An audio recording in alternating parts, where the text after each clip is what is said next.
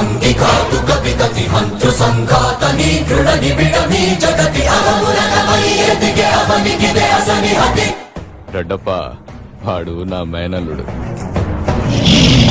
నేనాడే ఈ నాటకంలో నీ మేనల్లుడు. ఆతతాయుల నిహతి అనివార్యమౌ నియతి.